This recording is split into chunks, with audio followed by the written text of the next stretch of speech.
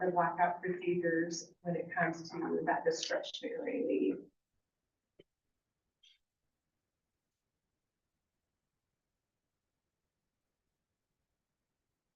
And then I didn't go beyond to the remainder of those other kind of subsets, and when we got into long-term leave. So that's where ours.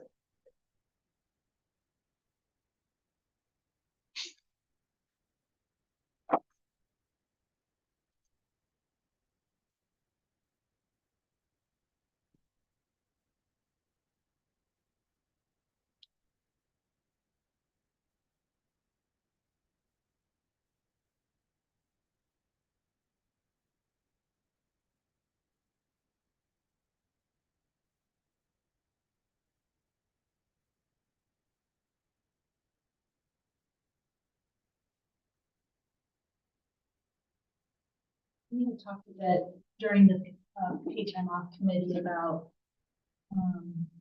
just kind of thinking about more notice that subservices has, being able to fill those jobs, and wondering, we gotta wonder if that would potentially, if they're placed sooner, would that have a positive impact on subs being moved or pulled or last minute?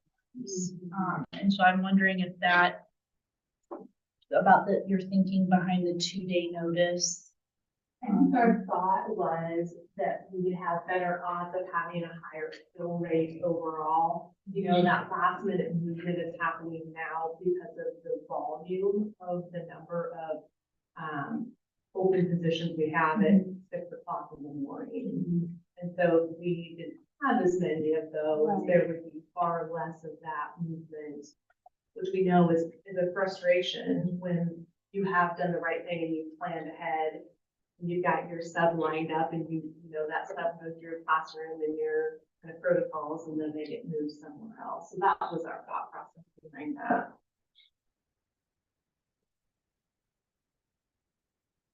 The part of the language about disciplinary procedures, is that referring to the discipline policy in the negotiated agreement? With that discipline component, would the vision be there's still something when I'm putting in a day that I'm distinguishing this is non-discretionary versus discretionary, so that, because my concern with what I'm seeing just in the language would be if someone's sick 2 times on a blackout day, I wouldn't want that language to trigger for them. I don't think that's the intent. Right. You're correct. Yeah, that would not be it.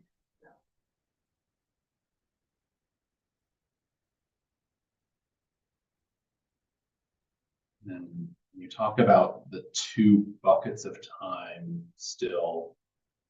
I feel like there's a piece I'm not understanding about why that's necessary if we're in a paid time off model. Like why would we need to track 2 different categories of leave? Well, the only time that it would, number one, so that when we know that somebody's out for non-discretionary reasons, that's an illness reason, that it triggers that FMLA piece, just as it does now.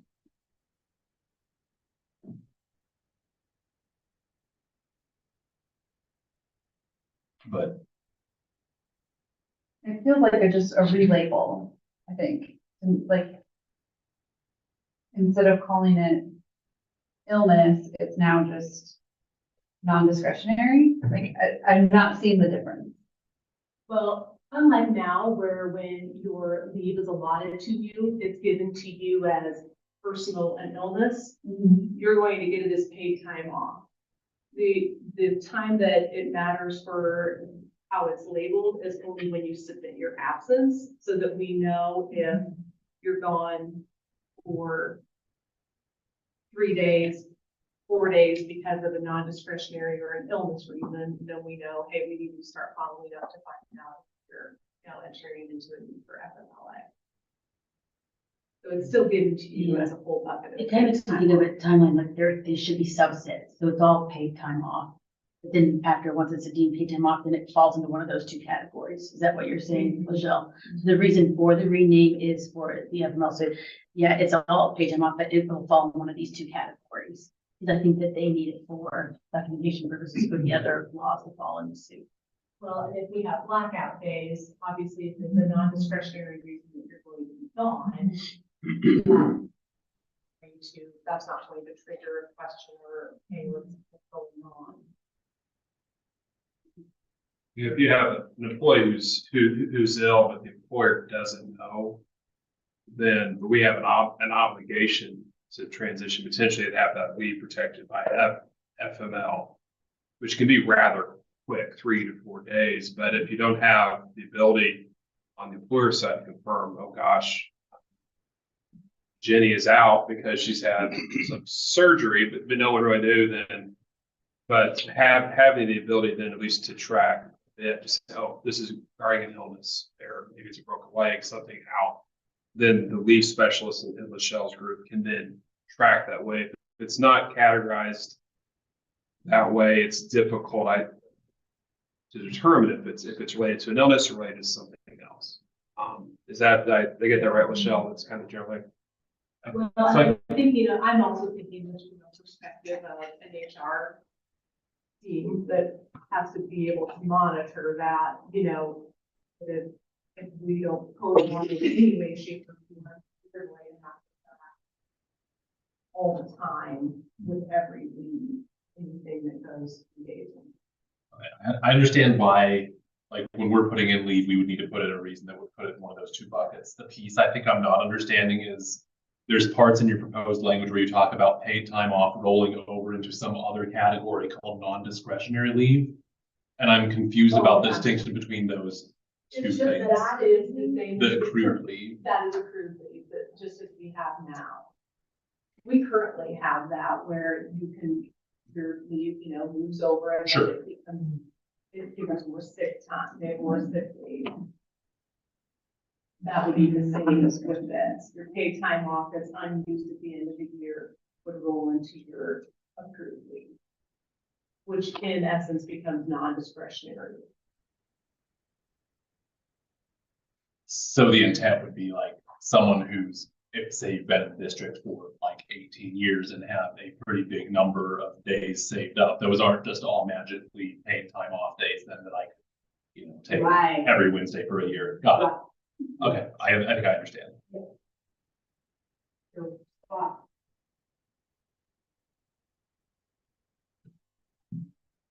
Mark, just Curious call. You're gonna leave.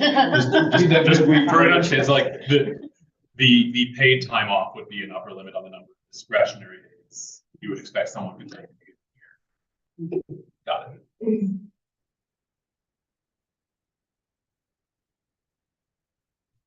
The last question I have relates to the sunset.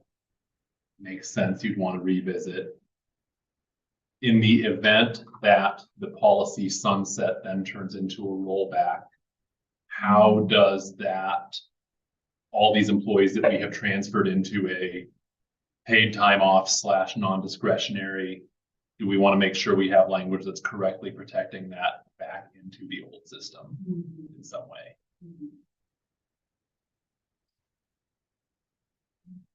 Well, and what, this. It might be simple. Right, yeah. And we would want to have somewhat of a backup plan on the technology side of that as Yeah. well. Yes. So,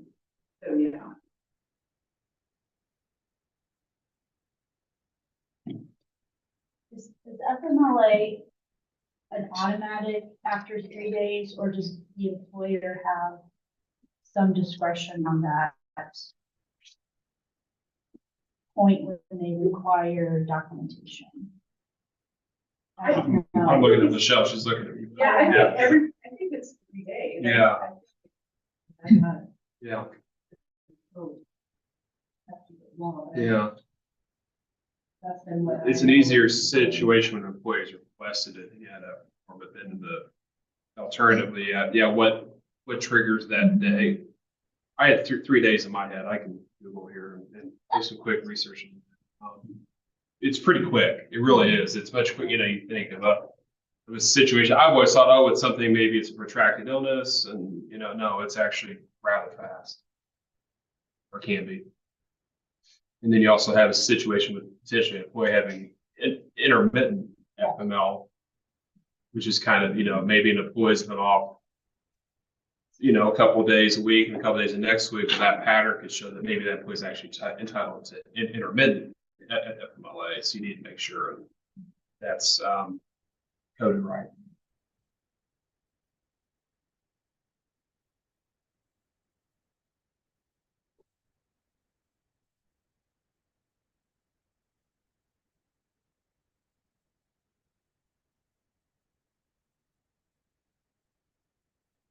Man, what do you think? Do we want to talk a second this one, or do we want to do the next presentation so we can talk about it all at once, or? It's up to you. I think I would rather do this one. Okay. And then break it. Yeah. These can get too big. Yeah. And I'll Be be like, let's go back to page 1 of this draft, Yeah. right? Oh, right. And we could always just set an established time, do the next presentation, and then have a work session after. I don't know. So- The other But, yeah. thing we can maybe set, make sure we get at least this presentation Yep. done, then we can Yeah. work outside of it. Yeah. Each And that- other. So we want to say like 5:30, just to be safe with the other presentation. Yeah. Yeah. Okay. Yes, right. Okay.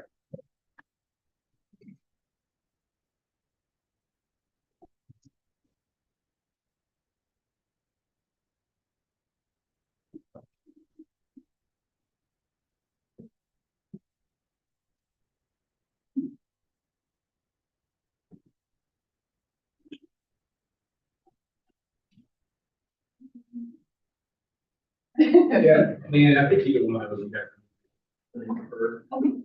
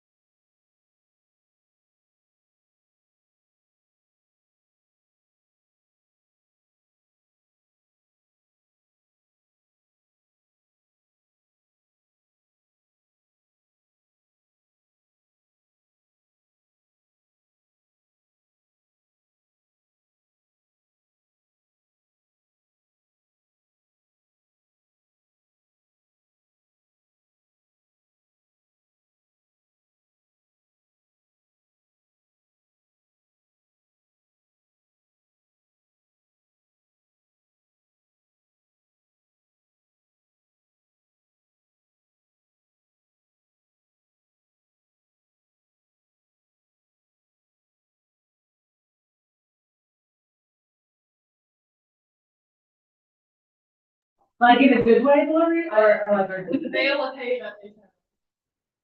Did they pick up You the might have a holiday? picture. Any picture that I'm paying for, apparently you can't smile at all for. Or was what I did myself. Mm-hmm. Yep.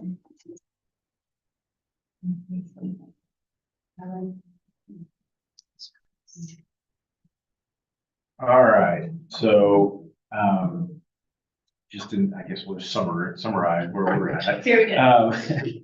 So, we started obviously looking at your proposal compared to ours, and obviously a lot of commonality, Yeah. right? And I think that there's, several items that certainly getting on board with, and that we started looking into some of them, like the, for example, the 75% payout. So obviously we want to put a little pen and paper there just to see what that cost may be compared to our sub cost too. Yeah.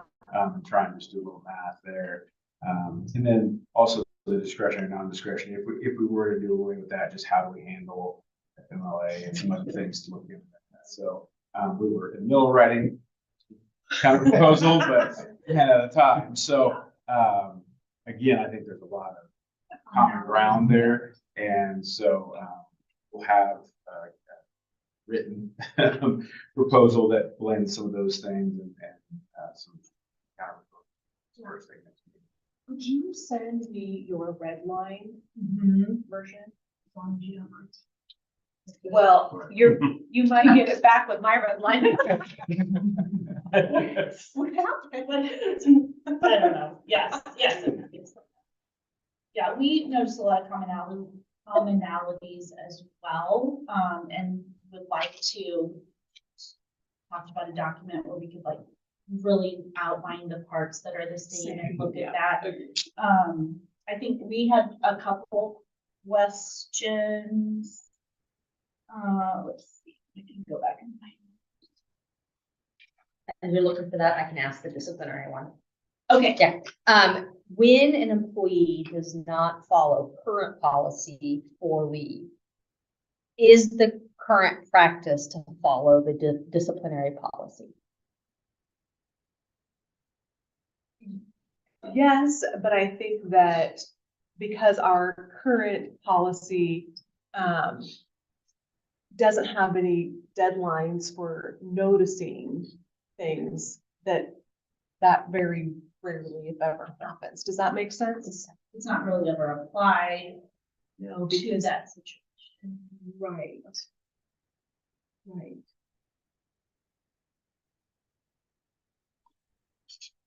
My question was about under, we currently have in our policy, but it's struck in yours and it might be moved, but it might be struck.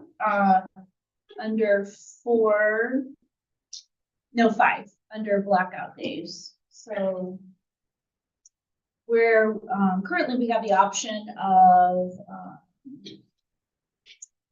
taking personal leave, enrolling as 2 illness bereavement leave days. Yeah, we did take that out. Okay. Yes. And then did you also take out the option of rolling the days into the double days into the retirement account as well?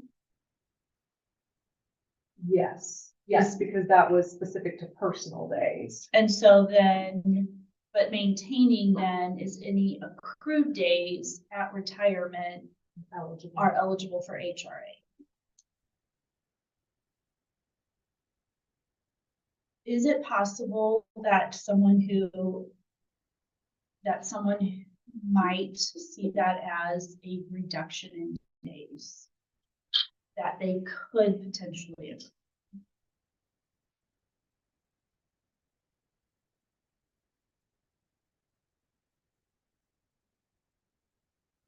That they could accrue?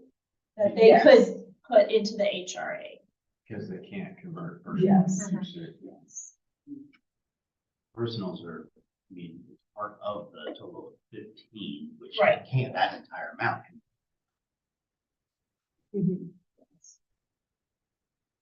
And I think part of it is our current policy is obviously much more restrictive with illness bereavement and personal, so the idea behind that was to incentivize them not to use the two personal days, right? Right, and so they actually have the opportunity to roll any of their 15, 16, 17 with your policy if they don't use it. Correct. Which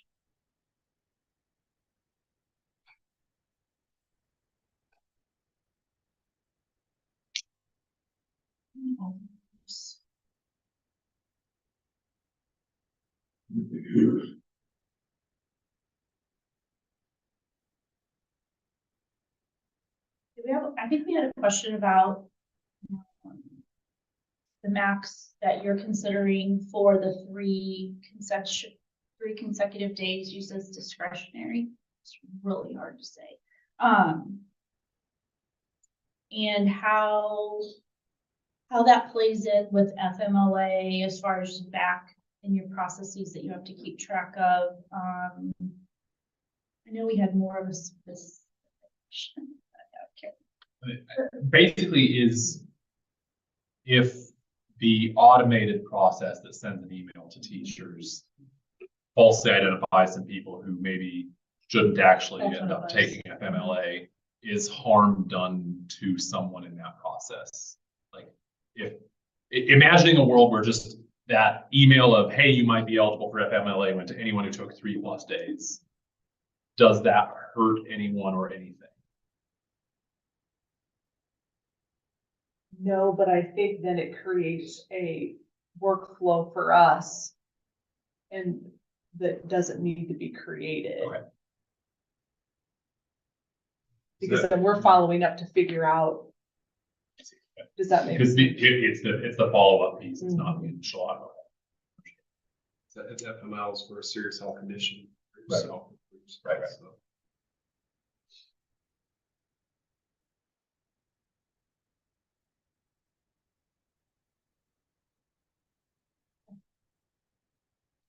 Would there be another way of collecting that information when somebody puts in a leave?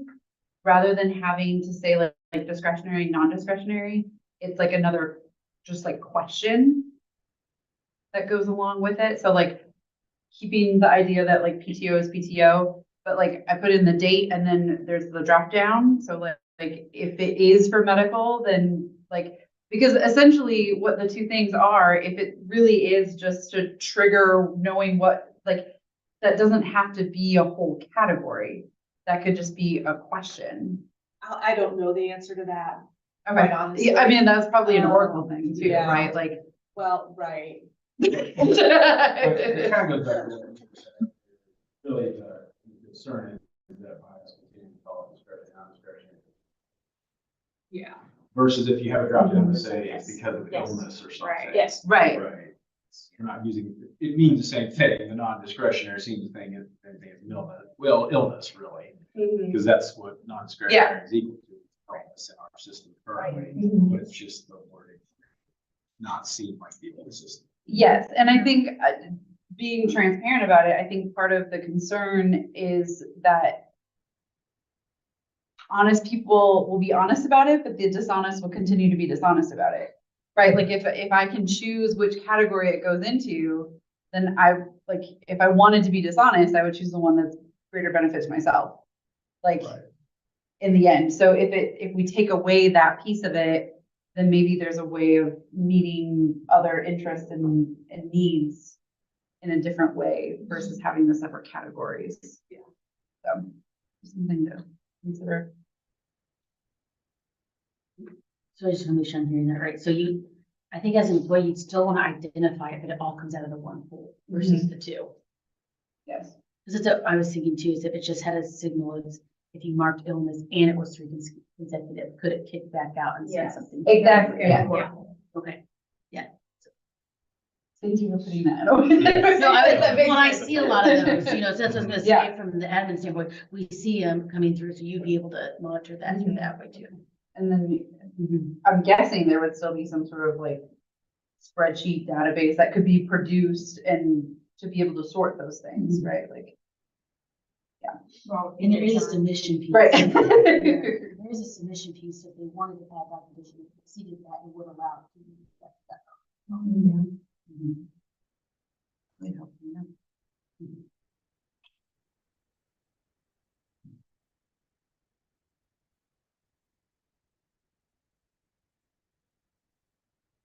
But Julia, what you're saying is that the only time that drop down or that option comes up is when I go to put in a fourth consecutive day. Oh, I wasn't I even think thinking it would be that anytime. It's complicated. any day, but the problem is it goes after two different categories right now, whereas it wouldn't matter what they marked, because you wouldn't have people lying, because Yeah. guess what, it still comes out of the same pool. Right. There's Yeah. one starting Yeah. box. Exactly, but then it could just be like a search criteria when it, on the back end of it. Uh-huh. Again, I don't know what the back end of it looks like, Yeah. you know, If it like, exceeded I'm just three, thinking you of have to other provide forms. the documentation for it. Yeah.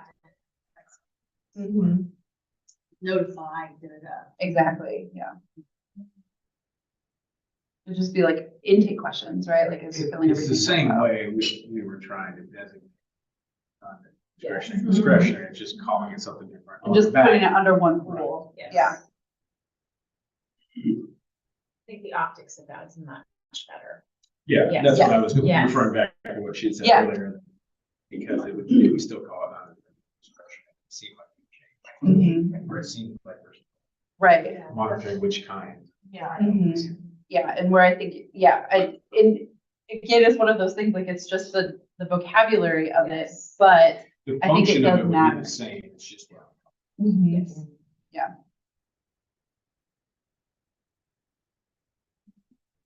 being kind of newer, would that mean that we would want to look at that appendix on 74 where it does separate out those discretionary and non-discretionary? Is that within our group too? Okay. Mhm.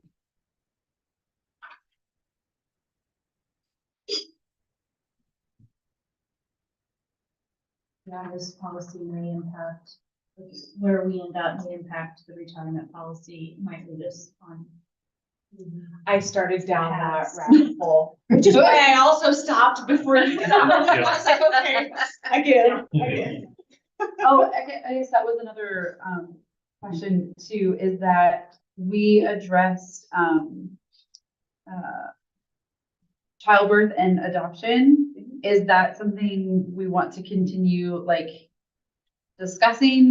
That wasn't included in your draft, but Oh, because With the number of days, yeah. The two employee family. just to kind of put that on our radar. Yeah, that's something we talked about. We didn't quite get that Okay, far. that's fine. but We'd have to talk about that. Come back next Right, week. yeah. Anything else on leaves?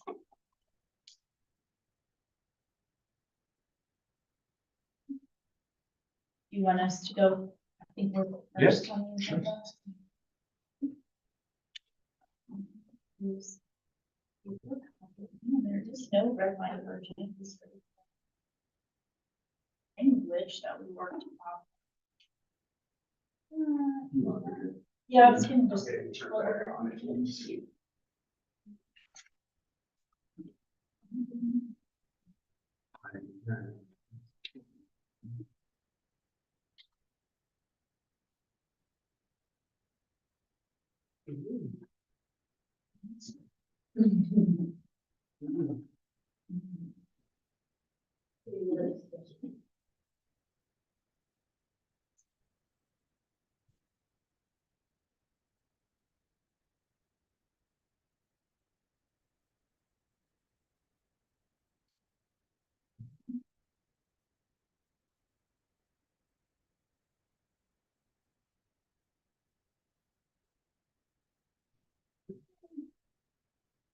Right, this is, so we had talked in another bargaining session about,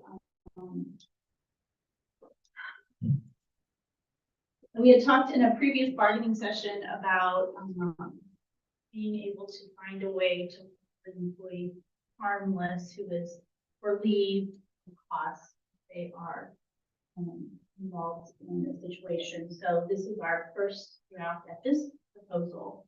And it outlines that any employee who is serving in an official capacity for the school district and is assaulted by a student, parent, or guardian of a student, community member, another employee, or outside intruder, and as a result of such injury has a loss of time in performing their duties, shall not lose pay or leave days because of such incident. Any leave days temporarily used to prevent loss of income during the workers' compensation process will be restored to the employee's accrued leave balance. If the employee is out of leave, any loss of income will be restored to the employee. The Board of Education will reimburse any employee for clothing or personal property damaged, destroyed, or stolen as a result of violence, assault, or physical abuse sustained in the course of their employment. The maximum reimbursement paid by the district for items damaged, destroyed, or stolen by such act shall not exceed $1,000 per incident. Reimbursement for losses in excess of $1,000 will be covered to the extent allowable under the district's insurance policy.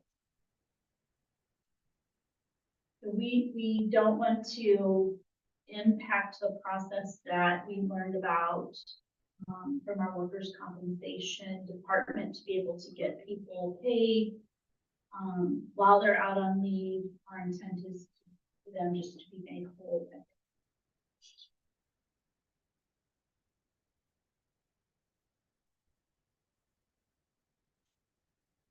I think that gets really hairy. When you get into situations where somebody is out for a really prolonged period of time or because you're gonna naturally get into workman's comp and start crossing over, you know what I mean? That's my. I'm learning. Are you saying, you know, we have kind of the 5 days, we have the 21 days. Are you saying if it's a 6-month long-term kind of workers' comp, the 2/3 pay that, Right. are you trying to make whole the 1/3 that I believe being used in that long-term? Or are you just in the process of the 21 days? That first, kind of those crucial 5 days really, because workers' Because comp they kicks in automatically use their leave at the beginning, yeah. but they're also not made whole through the workers' compensation process, is my understanding. And is the process, you're saying the whole time they're being paid through workers' comp, or when they get to their 21st day and they get their check for the first 5 days and they've already been? That is a great question. Okay. I think what we're intending here is to just build a framework so we can look at how do we make sure that they're either compensated fully or their leave is full, it's not kind of above 100% compensation if you will. And that's either rebanking those days or a compensation. Gotcha. Yeah, I think the intent is really that the employee at the end of however long that process is, ends up financially and in terms of leave in the same place they would have been had it not.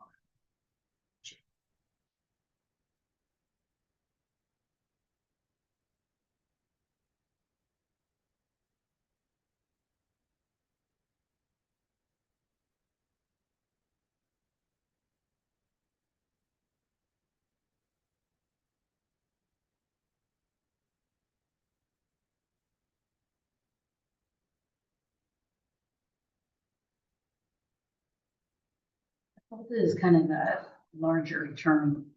And so when I read the first part, I think there's physical and there's probably verbal.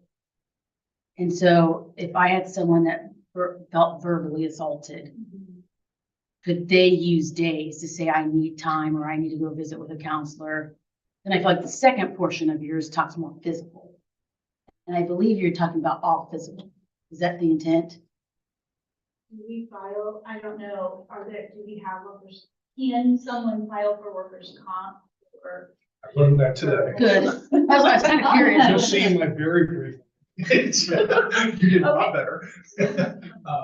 physical injury because workers' comp really only covers physical So the- injury. So Yeah, I added the word physical yeah, to it. that's a big.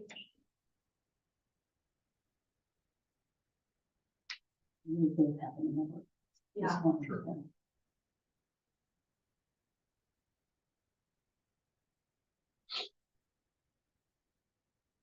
Maximum reimbursement paid by the district for personal items, right? I'm just saying that just to say it more than anything. I think that's implied, but we have lots of other items. Sure, for sure, yeah. Yeah.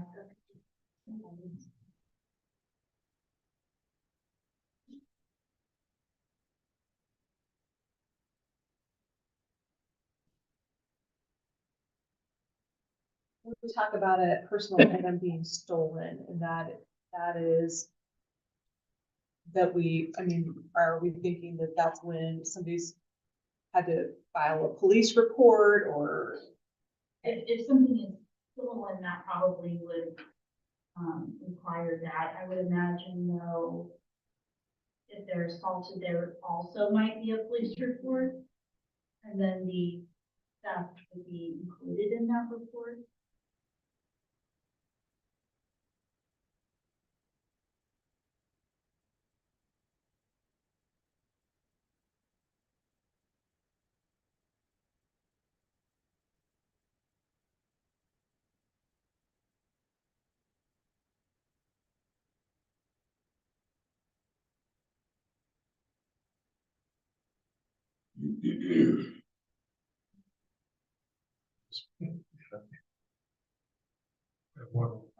I'm trying to figure out. Like restitution, because if someone is convicted of a crime, they pay restitution. Well, that's maybe an insurance question, looking at John. You know, I don't know if we can think through that. Maybe it wasn't, We can read bottom section. yeah, Insurance policies, yeah. there's some, yeah. Okay. Anyway, I'm kind of thinking out loud, I guess, more than asking a question there. Yeah. Is you're wondering about how does the district's policy apply if there is reimbursement paid, is the district then made whole for that? I think that's segregation. You get an answer. Right. Yeah. Yeah, just.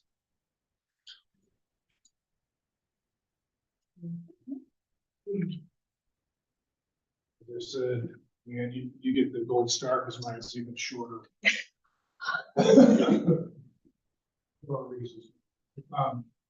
Thomas McGee acts as our workers' administrator. Almost everything has to be done by them, to make sure, because they're in charge of the plan. We have a board policy, GAOE, or workers' comp. And I was focusing in on kind of the conversations we were focusing in conversations from last year, just added this verbiage that if slash when an employee is physically injured as a result of a student assault, I wasn't thinking the broader definition, but I understand what you're saying. And supporting medical provider documentation is provided, indicating the need to be absent from work. The thinking behind that is we're encouraging everybody to go, if you've been injured, you have to go see a doctor for the workers' comp process. They would naturally have that. Then up to 5 days of leave would be remitted to the staff member in lieu of any deduction of employees' leave. So we were addressing that short term where workers' comp doesn't kick in and you're out, you could be out 5 days and I'm okay now. Because writer, if this is, I can't prove this is accurate. What I was hearing from Thomas McGee is unless you have a concussion, a lot of things end before you get to that 21st day. You're back to work quicker. So you'd focus on that shorter term. But I totally understand what you're getting at with if it's a longer term making whole. I did learn workers' comp benefits are tax free. So when we say 1/3 of its leave and 2/3 of its pay, you're actually getting more than two. You could end up making more money in workers' comp if you have enough leave. I hate to say that, but there is an incentive to stay, so to speak, long term. We chose this particular policy because it would apply to all employees. As it sits outside of negotiated agreement, just a board policy, so I'm sorry, we were recommending try to work with this particular policy.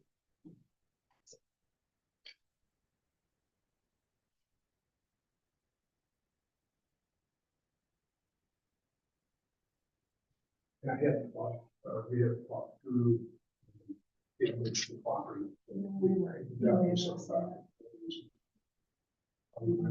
Okay.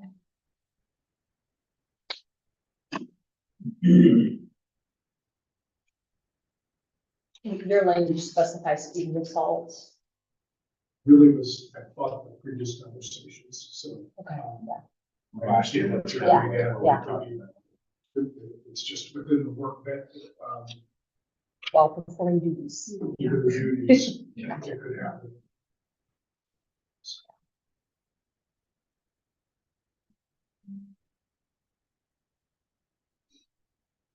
I have a logistical, like, or, I don't know, maybe a logistical question. So if this is for an addition to the board policy, is that something like, are we, as a professional counsel, bringing this to the board? Are we? Mr. Attorney, I don't think technically we need ratification, we just go to the board and make the change, right? Because it's not sitting in the Board could, so it's an office board to change you. So Yeah. So if we See, come with to, the board, this is acceptable language, we just. Because the one tricky thing with workers' comp is you do have to apply. Yes. Yeah. And the fact that that law changes frequently to be able to just that to stay with the law, if we put something in which agreement that would contradict, then any law changes would be problematic. It's true. And I honestly don't know, if you guys did some research how the workers' comp rules work. Down, if a parent did a intruder, I assume all. I'll just look. See if there's What we were assuming. Yeah, that's. Yeah. And as long as it's in your, like. Within the scope of the. And maybe there's a better way to word that too. Right. That would have within. So performing duties or something like that. So I'll definitely work with them before the next meeting and see. For the top, and it goes on to specify. Well, which may not be exclusive. Yeah. Right. So you could be more general to, well, Standing on a rolling chair. Yeah. Well, that's, yeah. I have never done You're a first grade teacher, right?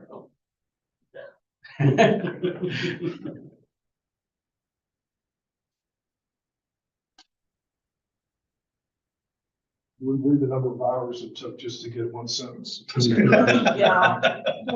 It's complicated. I'm glad I have.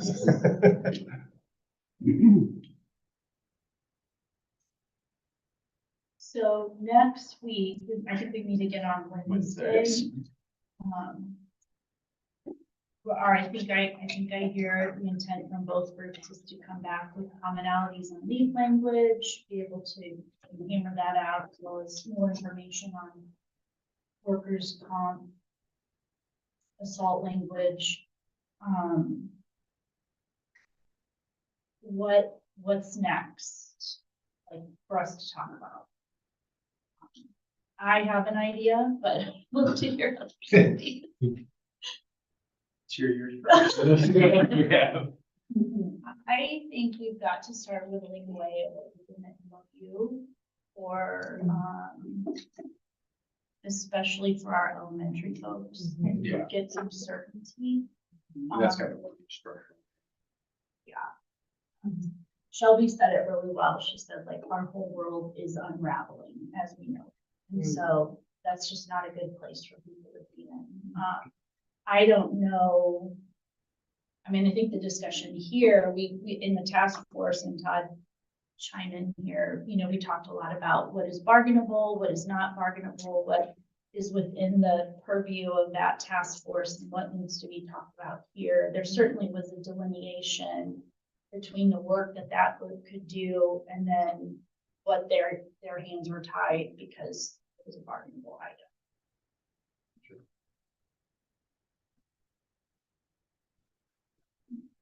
Not trying to predict the future or anything, but I do know that there is a sense of urgency from all elementary. Probably admin. and- Everybody. Yeah, Yes. all the people. There's a collective interest in trying to get. Yeah. Well, so maybe, obviously, we have what we talked Yeah. about. Like, certainly have that means that will certainly be most. Yeah. But it would be time well spent. Yeah, no, absolutely. Yeah. All right, well, we just set the agenda. 6:02, look at us. Thanks, guys.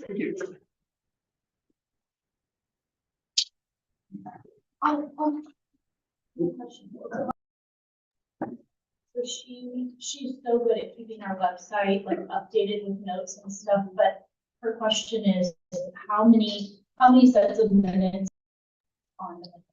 Like the history. Yeah. So, my thought was, if we can keep notes current for the current bargain. Yes, agreed. Yeah. And then white, and then Yes, we'll. yeah. Okay, so then, I think our current year then started in October, so I'll just let her know anything prior to that. I mean, we have minutes in our T drive. Right, sure, we have For, the ultimate record.